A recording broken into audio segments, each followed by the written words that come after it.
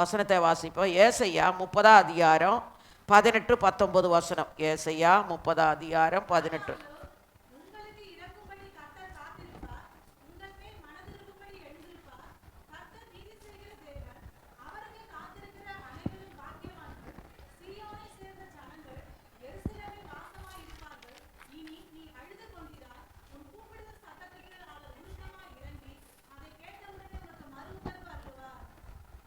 இரக்கமுள்ள தேவனே, உயிர்த்தெழுந்த கால வேளைக்காக நன்றியோடு துதிக்கிறோம்.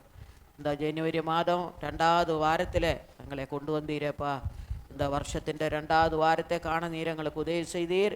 இந்த மாதம் முழுவதிலேயும் இந்த வருஷம் முழுவதிலேயும் இந்த உள்ள காரியங்களை நடத்துவீராகப்பா. கர்த்தர் கொடுத்த இந்த வசனத்தை ஆசீர்வதித்து தாரும் இயேசுவின் நாமத்தில் பிதாவே, ஆமேன்.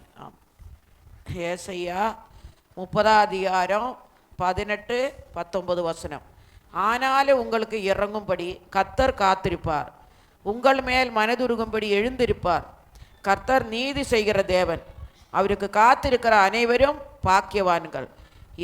சியோனே சேர்ந்த ஜனங்கள் எருசலேமில் வாசமாயிருப்பார்கள்.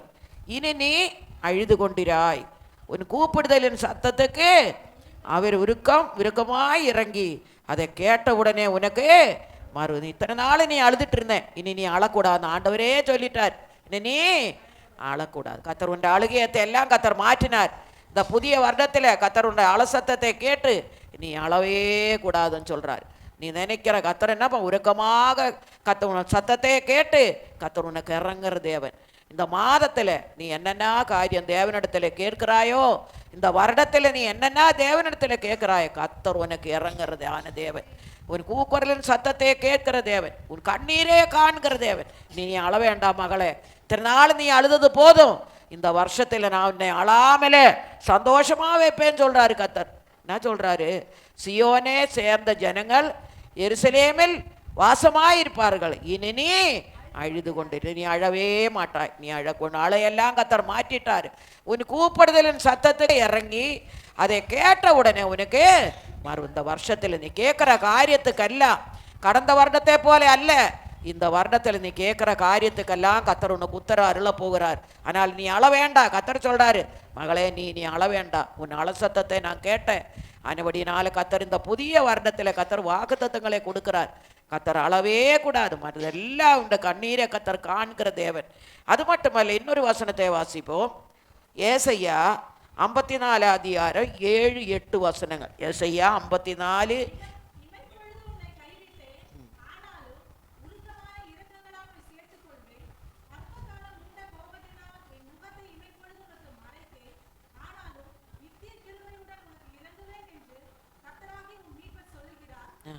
என்ன பண்றாரா?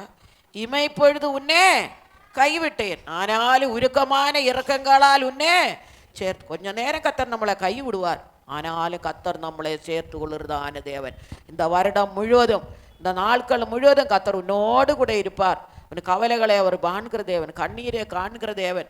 சில சமயத்தில் அவன் நினைப்போம், எத்தனையோ துக்கங்கள் வரும்போது கர்த்தருக்கு கண் இல்லையா, என்னை கைவிட்டுட்டாரே. இல்லை, அவர் ஒருபோது உன்னை கைவிடுற தேவன் அல்ல. கர்த்தர் உன்னை நேசிக்கிறார்.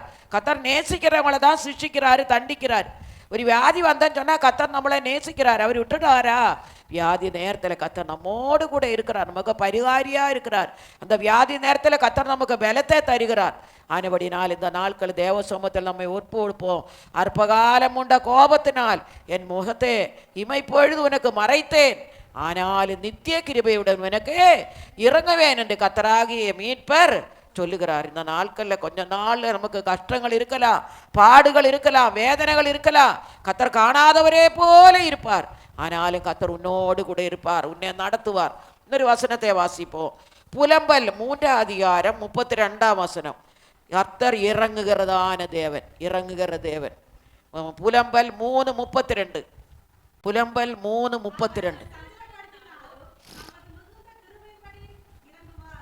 அவர் நம்மளை துக்கப்படுத்தினாலும் தமது மிகுந்த கிருபையினால் கர்த்தர் என்ன பண்ணுவாரு? நமக்கு துக்கத்து நேரத்தில் எல்லாம் கர்த்தர் நம்மோடு கூட இருக்கிறார். உனக்கு இறங்குறதான தேவன். கஷ்ட நேரத்தில் மனுஷரெல்லாம் கைவிட்டுடும், ஆனால் கர்த்தர் நமக்கு இறங்குறது. இதுவரைக்கும் கர்த்தர் நம்மோடு கூட இருந்தாரே, நமக்கு இறங்கினாரே. எத்தனையோ நாட்கள் ஆண்டவர் பாருங்க நம்மோடு கூட இருக்கிறார். நம்முடைய கஷ்ட நேரத்தில் நம்ம கூப்பிடும் போது கடந்த வருடங்கள் எல்லாம் எவ்வளோ சோதனைகள், வேதனைகள், பாடுகள் வந்துச்சு. ஆனாலும் பாருங்க, கர்த்தர் நம்மளோடு கூட இருந்தார். கர்த்தர் நமக்கு இறங்கினார். நம்முடைய கூக்குரலின் சத்தத்தை அவர் கேட்டார். நான் சஞ்சலப்பட்டிருந்த போது என் சஞ்சலத்தை அவர் மாற்றினார். எத்தனையோ வேதனைகளின் மத்தியில் கர்த்தர் உங்களுக்கு இறங்கினார். இந்த புதிய வருடத்திலுடைய இன்னும் கொஞ்சம் 7 விதமான காரியங்களே நான் சொல்ல போறேன். முதலாவது, பயந்தவர்களுக்கு கர்த்தர் இறங்குவார். எளியவருக்கு கர்த்தர் இறங்குவார். பார்வையற்றவருக்கு கர்த்தர் இறங்குவார்.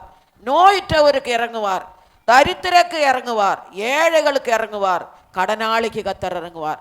7 விதமான காரியங்கள். முதலாவது, பயந்தவருக்கு கர்த்தர் இறங்குவார். வசனத்தை வாசிப்போம். கர்த்தருக்கு பயந்தவருக்கு கர்த்தர் இறங்குகிற தேவன். சங்கீதம் 103:13 வசனத்தை வாசிப்போம். சங்கீதம் 103:13.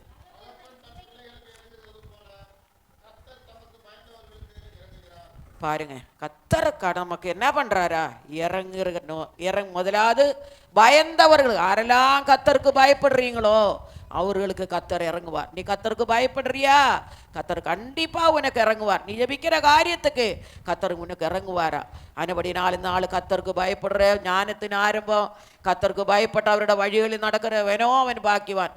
128ஆம் சங்கீதத்தை தான் கல்யாணம் பண்ணி கொடுக்கும் போதே சொல்றாங்க, நீ கர்த்தருக்கு பயப்படு. இந்த வசனம் எல்லாம் படிச்சுக்கோ. கர்த்தர் இந்த வசனத்தை தான் நமக்கு கர்த்தர் கொடுத்திருக்கிறார். ஆனபடினால கர்த்தருக்கு பயந்து நடையுங்க. கர்த்தருக்கு பயந்து நடக்கும் போது கர்த்தர் நம்மளை பார்க்கிறார். மகனை பயப்படுறாளா?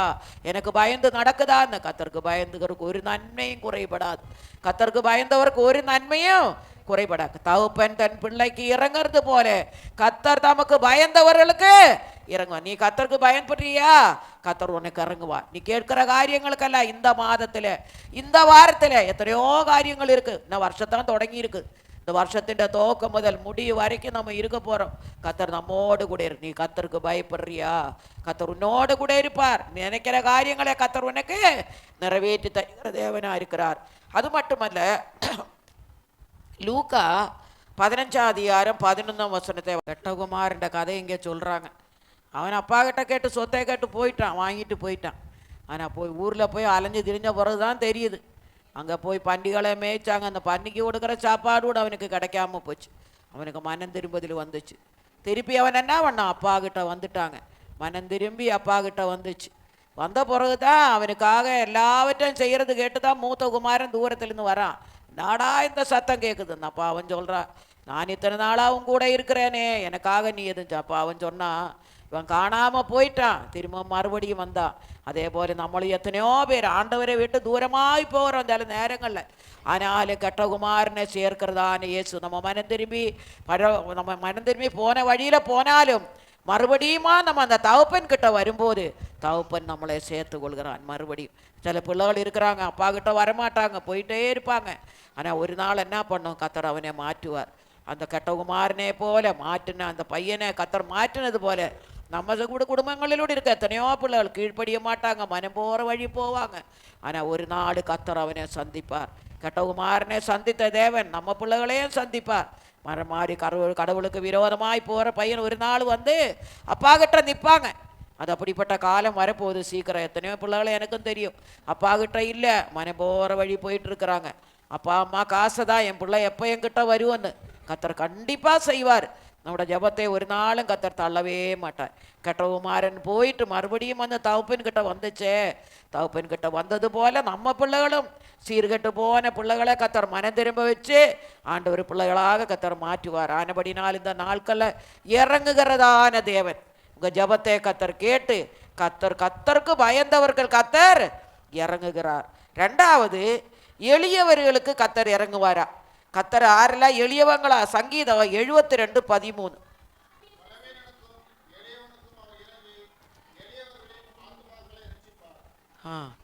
பலவீனனுக்கும் எளியவனுக்கும் அவர் இறங்கி எளியவர்களின் ஆத்துமாக்களே ரட்சிக்கிறார். எளியவனுக்கு நம்ம ஒரு எளியவன் நம்ம அடிக்கடி சொன்ன எளியவன் ஜபத்தை கேளு ஆண்டவரே, நான் எளியவளாக இருக்கிறேன், என் ஜபத்தை. அந்த பலவீனனுக்கும் எளியவனுக்கும் அவர் இறங்கி எளியவர்களின் ஆத்துமாக்களே ரட்சிப்பார். நம்மோடு கர்த்தர் இருப்பார். இந்த மாதம், இந்த வருடம் முழுவதும் கர்த்தர் நம்மோடு கூட இருப்பார். நம்மளோட ஜெபத்தை கேட்கிற தேவனாயிருக்கிறார். நீ என்னென்ன காரியம் தேவனிடத்தில் கேட்கிறியோ எத்தனைன்னா இருந்தாலும் கேளுங்க. இந்த வருஷத்தில் நீங்கள் என்ன பண்ணுங்க, ஒரு பெரிய பேப்பர் எடுங்க, உங்களுக்கு என்னென்ன தேவை இருக்குது அதில் வைங்க.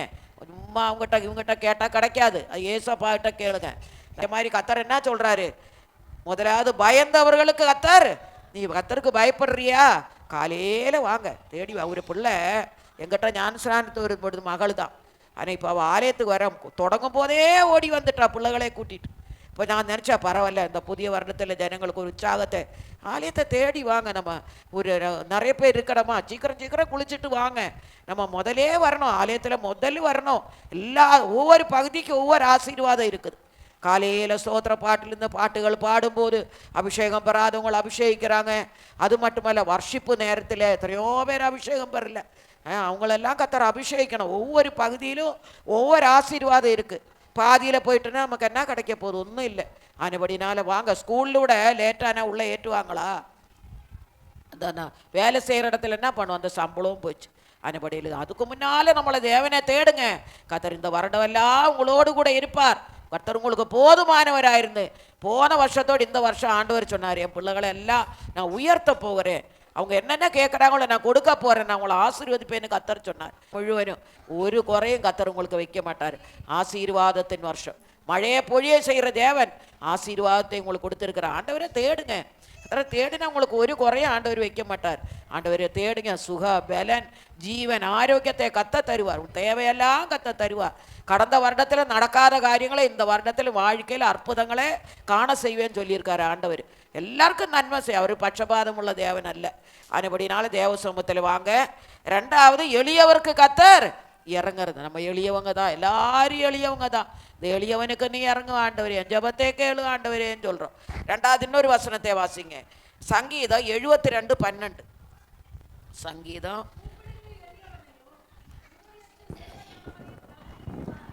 ஆரெல்லாம் தேவனை நோக்கி கூப்பிடுறீங்க, கூப்பிடுற எளியவனுக்கும் உதவியற்ற சிறுமையானவனையும் அவர் விடுவிக்கிறது. நீங்கள் ஆண்டவரே நோக்கி கூப்பிடுங்க. ஏசப்பா, இந்த நாளில் கூட சமூகத்தில் வந்திருக்கிறப்பா, எங்கள் ஜபத்தை கேளுவப்பான்னு சொல்லுங்க. நீ கூப்பிடுற சத்தத்தை அவர் கேட்டுக்கொண்டே இருக்கிறார். வானம் அவருக்கு சிங்காசனம், பூமி அவருக்கு பாதபடி. எவ்வளோ உயரமான தேவன். நம்ம எல்லாரும் உலகத்தில் உள்ள அத்தனை ஜனங்களுக்கு ஏறி பிடிச்சாலும் அவரால் ஒன்றும் செய்ய முடியும். அவ்வளோ பெரிய தேவனே கத்தர் நம்ம கொடுத்தார். என் தேவளுக்கும் அவருக்கு போதுமான, உங்கள் தேவளுக்கும் அவர் போதுமானவர். கத்தர் தேவனை தேடுங்க. இந்த 2வது வாரத்தில் கத்தர் சொல்கிறாரு, கூப்பிடுற எளியவனையும் உதவியற்ற சிறுமையானவனையும் அவர் விடுவிக்கிறது. நீங்கள் ஆண்டவரே தேடுங்க. கத்தர் உங்களோடு கூட இருந்து கத்தர் உங்களை நடத்துவான். முதலாவது, பயந்தவர்களுக்கு கத்தர் இறங்குவார். நீ கத்தருக்கு பயப்படுறியா, தேவனே தேடுறியா, கத்தர் இந்த மாதத்தில் இந்த வருடத்தில் உனக்கு இறங்குவார். ரெண்டாவது, எளியவர்களுக்கு கத்தர் இறங்குறது. எளியமையாயிருக்குன்னு எங்களை கண்ணோக்கி பாரும். பார்வையற்றவருக்கு கத்தர் இறங்குவாரா, பார்வையற்றவருக்கு கத்தர் இறங்குவாரா. உபாகமம் 15:7 வாசிங்க. உபாகமம் 15:7, 7-10.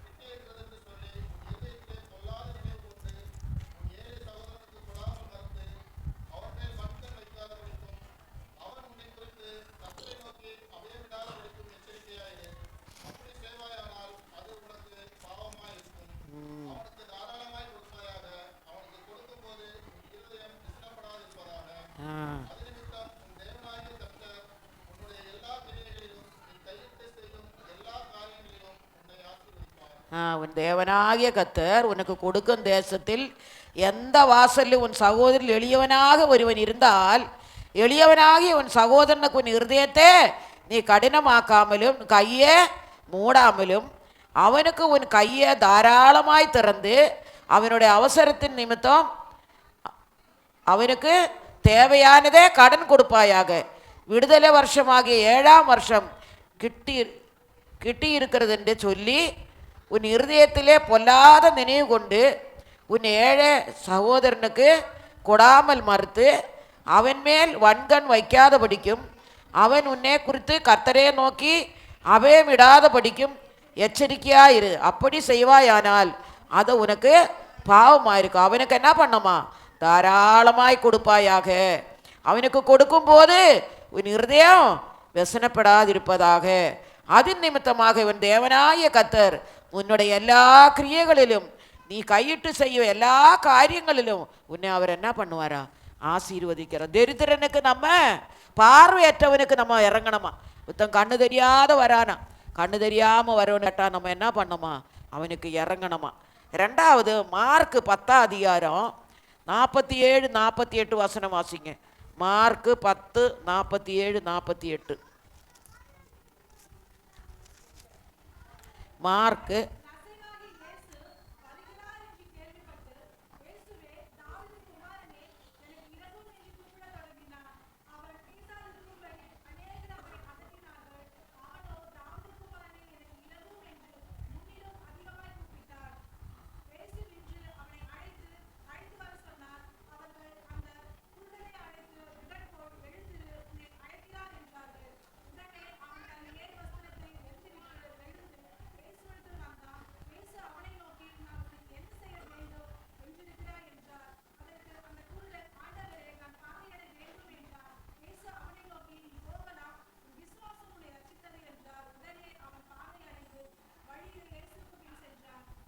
பாருங்க, பிறவி குருடன் பார்வை அடைஞ்சான்.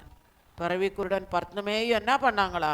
பார்வை அடைஞ்சான். இயேசு என்ன பண்ணிட்டாங்க? அந்த வழி போகிறது கேட்டு வந்து இயேசு பின்னாலே வந்தான். அவன் நசரேயனாகி இயேசு வருகிறார் என்று கேள்விப்பட்டு, இயேசுவே தாவீதின் குமாரனே எனக்கு இறங்கும் என்று கூப்பிட்ட தொடங்கினான். அவன் பேசாதிருக்கும்படி அநேகர் அவனை அதட்டினார்கள். அவனோ தாவீதின் குமாரனே எனக்கு இறங்கும் என்று முன்னில் அதிகமாய் கூப்பிட்டான். அவனை கர்த்தர் என்ன பார்வை அடைய செய்வார். இயேசு தொற்று அவனுக்கு சுகம். அதே மாதிரி இந்த நாட்களில் பார்வையற்று இருக்கிறதான வெளிச்சத்தில் உலகத்தில் இருட்டுக்குள்ளே இருக்கிறதான ஜனங்கள், பார்வையற்றவரன்னு சொன்னால் எத்தனை பேர் ரட்சிக்கப்படாமல் இருக்கிறாங்க. அப்படிப்பட்ட ஜனங்களுக்கு போய் நம்ம இயேசுவை பற்றி சொல்லணும். இந்த மாதத்தில் நீங்கள் சொல்லுங்கள், இயேசுவை பற்றி பார்வையற்றிருக்கிறதான ஜனங்களுக்கு இயேசுவை பற்றி சொல்லுங்கள். அவர் ரட்சிப்புக்குள்ளே வரணும், அவங்க இயேசுவை பார்க்கணும். நாட்கள் ஒரு தீர்மானம் பண்ணுங்க. நம்ம மூலம் ஒரு ஆத்மா இருட்டுக்குள்ளே இருக்கிற ஜனங்கள், பார்வையில்லாத ஜனங்கள், பார்வையில்லாத ஜனங்களை நம்ம ரட்சிப்புக்குள்ளே கொண்டு வரணும். பலவிதமான அர்த்தங்கள் இருக்குது. ஒன்று பார்வையற்ற ஜனம், மற்றபடி இருட்டுக்குள்ளே இருக்கிற ஜனங்கள், ரட்சிக்கப்படாத ஜனங்கள், அவங்களே கர்த்தர் ரட்சையிலே கொண்டு வரணும். அது மட்டுமல்ல, மத்தேயு 20ஆம் அதிகாரம் 30-31 வசனத்தை வாசிங்க. மத்தேயு 20ஆம் அதிகாரம் 30-31.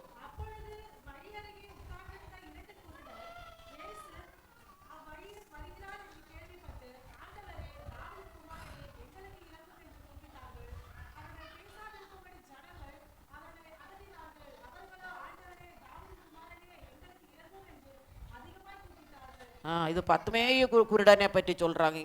என்ன பண்ணாங்க? அப்பொழுது வழியருகே உட்கார்ந்திருந்த 2 குருடர்கள் இயேசு அந்த வழியருகே வருகிறார் என்று கேள்விப்பட்டு, ஆண்டவரே தாவீதின் குமாரனே எங்களுக்கு இறங்கும் என்று கூப்பிட்டார்கள். அவர்கள் பேசாதிருக்கும்படி ஜனங்கள் அவர்களை அதட்டினார்கள். அவர்களோ ஆண்டவரே என்ன சொல்கிறாங்க? தாவீதின் குமாரனே எங்களுக்கு இறங்கும் என்று அதிகமாய் கூப்பிட்டேன். கண்ணு தெரியாதவங்களுக்கு ஏசோப்பா ஒருத்தர் சுகத்தை கொடுத்தார்.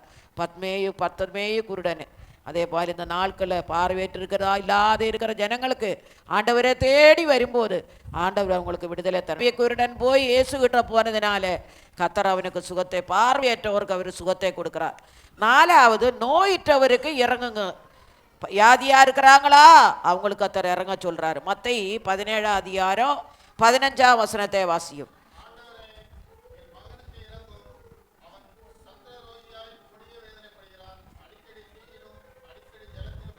அதே போல் நம்மளும் விடுதல் எத்தனையோ பேர் வியாதியாக இருக்கிறாங்க. ஆண்டவர் என்ன பண்ணுவாரா? 4வது நோயற்றவருக்கு யாரெல்லாம் நோய் வாய்ப்போடு வந்திருக்கிறாங்களோ, வியாதியோடு வந்திருக்கிறீங்களோ, கர்த்தர் ஆண்டவர் இறங்குறார். வியாதிக்காருக்கு கர்த்தர் இறங்குறார். ஆண்டவரே என் மகனுக்கு இறங்கும், அவன் சந்திர ரோகியாய் கொடிய வேதனைப்படுகிறான், அடிக்கடி தீயிலும் அடிக்கடி ஜலத்திலும் என்ன பண்ணுறான்? விழுகிறான். அதுபடினால் இப்படிப்பட்ட வியாதி, அடிக்கடி வியாதி, வருஷம் புருவன வியாதி, அப்படிப்பட்ட வியாதியில் இருக்கிறவங்களுக்கு கர்த்தர் இந்த நாட்களை சுகத்தை கொடுக்கணும். அப்படிப்பட்டவங்களுக்கு கர்த்தர் இறங்கணும். நான் தான் ஜெபிச்சுட்டு இருக்கேன். வியாதியாக இருக்கிறவங்க வீட்டிலே இருக்கக்கூடாது.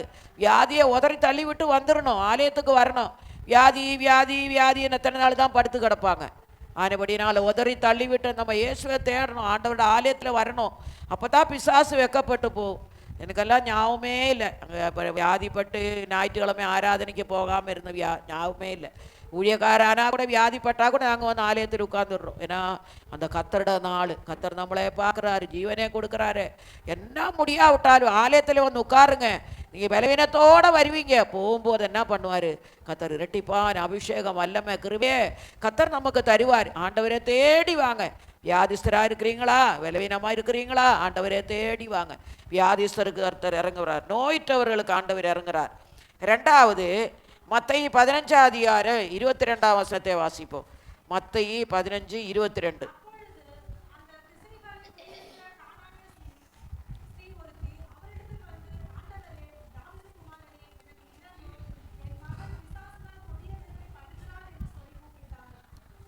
அப்பொழுது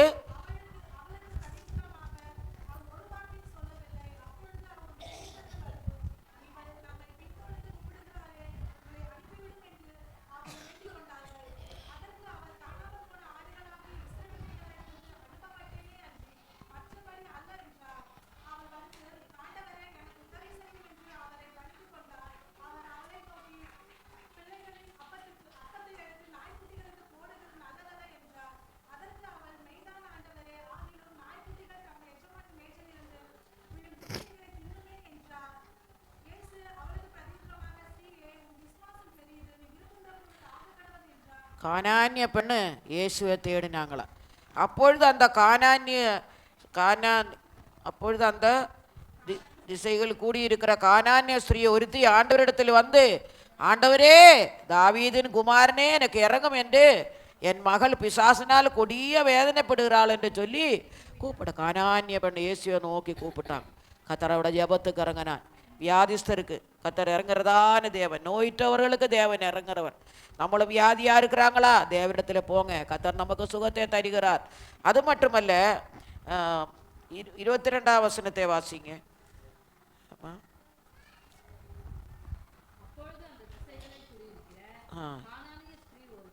அதான்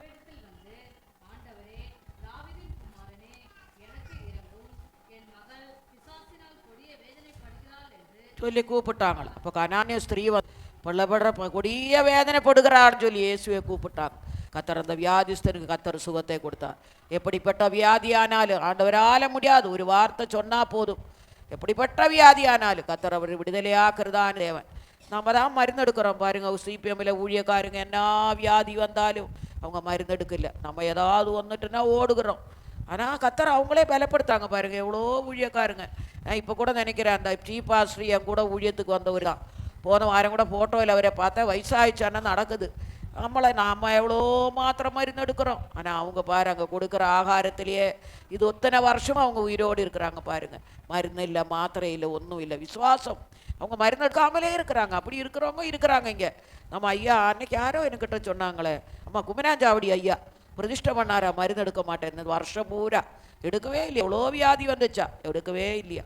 ஆனால் அவரோட விசுவாசத்தை கத்தர் கனம் பண்ணாங்க. அதே மாதிரி நம்மளும் கொஞ்சம் விசுவாசத்தில் நிற்கணும். நம்ம என்ன பண்ணுறோம், ஓடுறோம், டாக்டரை தேடி ஓடுகிறோம். இன்னும் கொஞ்சம் நாள் இருக்கலாமா, நமக்கு ஜீவன் கிடைக்குமான்னு மரண பயம் நமக்கு, அதனால தான் ஓடுறோம். ஏசுகா மறிக்கணும்னு யாரும் நம்ம நினைக்கிறது இல்லை. இன்னும் கொஞ்சம் நாள் இருக்கலாமா, அப்படிதான். அதனால் கத்தர் என்ன பண்ண, வியாதிஸ்தருக்கு ஆண்டவர் இறங்குறார். இயேசுவை நோக்கி கூப்பிடும் போது வியாதிஸ்தருக்கு கத்தர் விடுதலை கொடுக்கிறார். அது மட்டுமல்ல, 5வது தரித்திரருக்கு கத்தர் இறங்குவாரா. தரித்திரராக இருக்கிற நம்மளுக்கு எத்தனையோ பேர் உலகத்தில் தரித்திரராக இருக்கிறாங்க. சிலவங்க என்ன பண்ணுறாங்க, பணக்காராக இருந்துட்டு தரித்திராக மாறுறாங்க, ஒன்றும் இல்லாமல் போயிடுறாங்க. எத்தனையோ குடும்பங்கள் பெரிய பணக்காராக இருப்பாங்க ஆதி நாட்களெல்லாம். இப்போ அவங்கள பார்த்தா ஒன்றுமே இருக்காது, தரித்திரராக இருக்கிறாங்க. வசனத்தை வாசிங்க. நீதிமொழிகள் 14:21 வாசிங்க. நீதிமொழிகள் 14:21.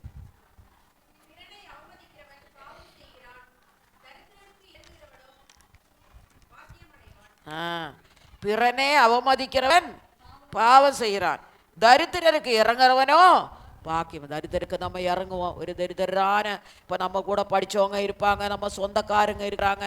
சிலவங்க என்ன பண்ணுவோம், இன்னைக்கு ஏழைகளை நினைக்கணும். நம்ம குடும்பத்தில் ஒரு ஏழை இருக்குதா, நம்மளால் நம்ம கூட பிறந்த சகோதரன் ஒரு வேலை ஏழையா இருக்கலாம், அண்ணன் தம்பி ஏழையா இருக்கலாம், அவங்களுக்கு இறங்குங்க. நம்ம வசதியா இருக்கும்போது அந்த கூட பிறந்த சகோதரனுக்கு நீங்க இறங்குங்க. கர்த்தர் உங்களுக்கு உதவி செய்யறார். அது மாதிரி தரித்திரருக்கு நம்ம இந்த நாட்கள் இறங்க. எத்தனையோ தரித்திரர் இருக்கிறாங்க, நம்ம குடும்பங்கள்ல இருக்கிறாங்க, ஊர்ல இருக்கிறாங்க. அப்படிப்பட்டவங்களை யாராவது கேட்டு வந்தேன்னா நம்மளால் என்னதே அவங்களுக்கு செய்யுங்க. கர்த்தர் தரித்திரருக்கு இறங்குறதான தேவன், தரித்திரருக்கு இறங்கணுமா. அதுக்கு அடுத்தது ஏழைக்கு இறங்கணுமா. ஒரு ஏழைக்கு நம்ம இறங்கணுமா. வசனத்தை வாசிங்க. நீதிமொழிகள் 19:17. ஏழைகளுக்கு நம்ம இறங்கணுமா. ஏழைக்கு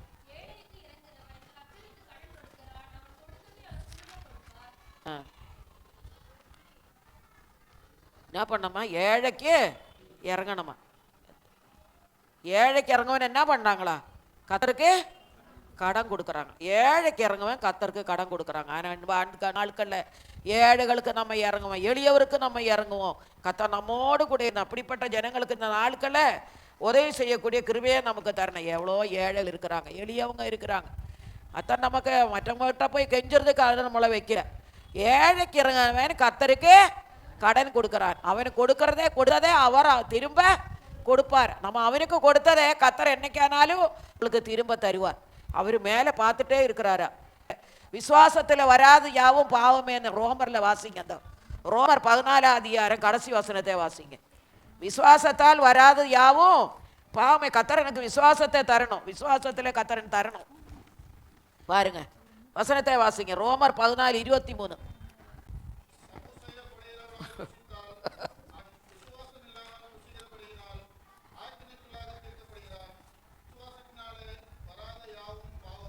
அப்போ விசுவாசத்தில் ஆண்டவர்கிட்ட நான் நோக்கி இருக்கிறேன். ஏசப்பா என் விசுவாசத்தை நீ கனம் பண்ணி. நாங்கள் சின்ன வயதிலேயே இந்த வசனத்தை கற்று கொடுத்துருக்குறாங்க. நாங்கள் எல்லாம் சிபிஎம்மிலே பறந்து வளர்ந்தோம். ஆறுகிட்ட கேட்கறதுக்கு இல்லை, எல்லனேலும் முழங்காலில் நிற்கணும். எங்களோட தேவைகளை ஒரு புது துணியெல்லாம் வாங்கி கட்டணும்னு தெரியல. அன்றைக்கி கூட நான் என் தையக்காரங்கிட்ட சொன்னேன், அப்பா எங்கள் அப்பா டெய்லர் வேலை செஞ்சாங்க, ஏதாவது ஒரு துணி தந்தா அப்பா கிட்ட இது தைச்சிட்டு வாங்கப்பான்னு கொடுப்பேன். அவர் சொல்லுவார், இன்னைக்கு உனக்கு தைச்சிட்டு இருந்தா இன்னைக்கு நைட்டு பட்டினி தான் நீங்கள். அந்த கூலி தைச்சு எடுத்துட்டு வந்தா தான் எங்களோட பிள்ளைகளுக்கு ஆகாரம் வாங்கிறதுக்கு அந்த காலத்தில் இருந்துச்சு. அப்போ அதே மாதிரி அந்த தையக்காரனுக்கு நான் சொன்னேன், பா துணி கொடுத்தானா எப்போ கிடைக்குன்னு பார்த்துட்டு இருக்கப்பா, சீக்கிரம் எடுத்துருப்பா. நேற்றுக்கு அவர்கிட்ட அந்த விஷயத்த சொன்னா சிரிச்சார் அவர். எங்கள் அப்பா தையக்காரன் தான்ப்பா, ஒரு துணி தைச்சா ஒரு 10 ரூபா கடை. அந்த காலத்தில் 2 அணா 3 அணா 4 அணா தான் சில்லறை தான். அதில் தான் நாங்கள் 7 பிள்ளைகள் வளர்ந்தோம். எதுக்குன்னு நினச்சேனா, கர்த்தர் நம்மளை நடத்துவார் விசுவாசத்தோட.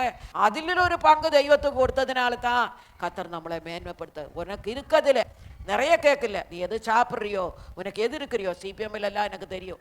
பூந்தமல்லி 3.5 வருஷம் இருந்தேன்.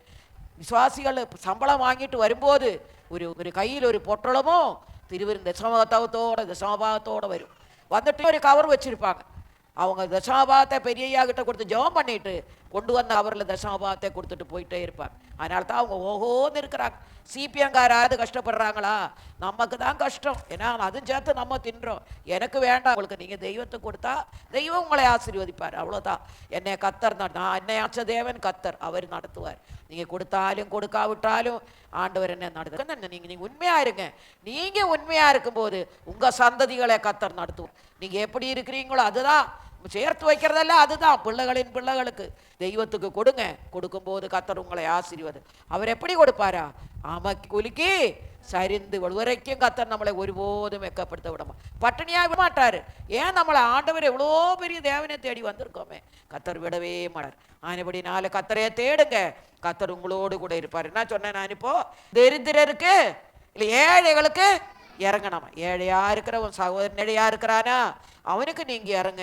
கர்த்தர் இந்த ஏழைக்கு இறங்குறவன் கர்த்தருக்கு கடன் கொடுக்கிறான். அவன் கொடுக்கறதே அவன் திரும்ப கொடுக்கிறான். 7வது கடனாளிக்கு இறங்கல். நம்ம கடன் பெற்றிருக்கிறாங்களா, கடனாளிக்கு கடன் இறங்கணுமா. மத்தேயு 18:33 வாசிப்போம். மத்தேயு 18:33.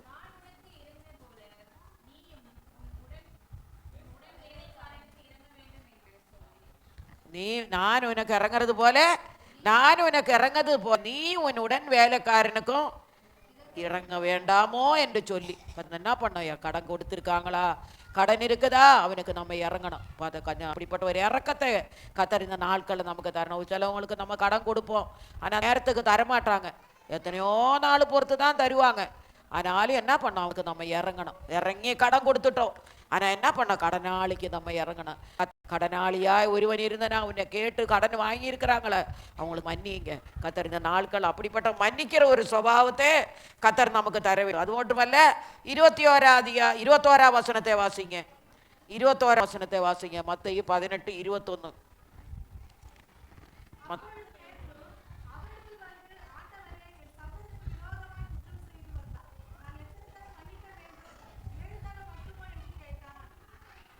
ஆண்டவர் என்ன சொல்றாரு, ஒருத்தருக்கு 7 தடவை மன்னிக்கணுமா? எப்படி நிப்பாரு தெரியலையே. ஒரு தடவை மன்னிக்கிறதுக்கே நமக்கு கஷ்டமா இருக்கு. ஆண்டவர் என்ன சொல்றாரு, 70 தடவை சகோதரனுக்கு மன்னிக்கணுமா? அவன் கடனை ஆளியா வந்து கடனை தரலையா, அவனுக்கு எப்படி வரணும், மன்னிக்கணும், அவனுக்கு மன்னிக்கணுமா? ஆனால் இந்த நாட்கள் மற்றவங்களுக்கு மன்னிக்கிற சுபாவத்தை கத்தர் நமக்கு தர வேண்டும். 35ஆம் வசனத்தை வாசிங்க. அதே 18:35 வாசி.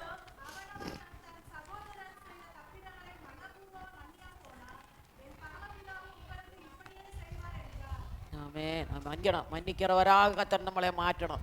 முதலாவது இறங்குங்கன்னு சொன்னாங்க. ஒரு உங்கள்கிட்ட கேட்டு வரும்போது அவனுக்கு நீ இறங்குங்க. அவனை பார்க்கும்போதே, சிலவங்கள நம்ம பார்க்கும்போதே பரிதாபமாக இருக்கும், நம்ம வீட்டை தேடி வரும், அவங்களுக்கு நீங்கள் இறங்குங்க. கத்தர் உங்களுக்கு எந்த வருடவெல்லாம் அப்படிப்பட்டவங்களுக்கு நீங்க இறங்கும் போது கத்தர் உங்களுக்கு இறங்குவார். அதிகாரி கண்கள் உங்களுக்கு தயவடைக்க செய்வார். அந்த அதிகாரி உன்னே பார்க்கும்போது அவர் கண்கள் உனக்கு தயவடைப்பா, அவர் உனக்கு இறங்குவார். இன்னும் இந்த வருஷத்துல கொஞ்சம் சம்பளம் கூட்டி கொடுக்கலாம், நல்லா கஷ்டப்படுறாங்களே அவங்களையும் இறங்குவாங்களாம்.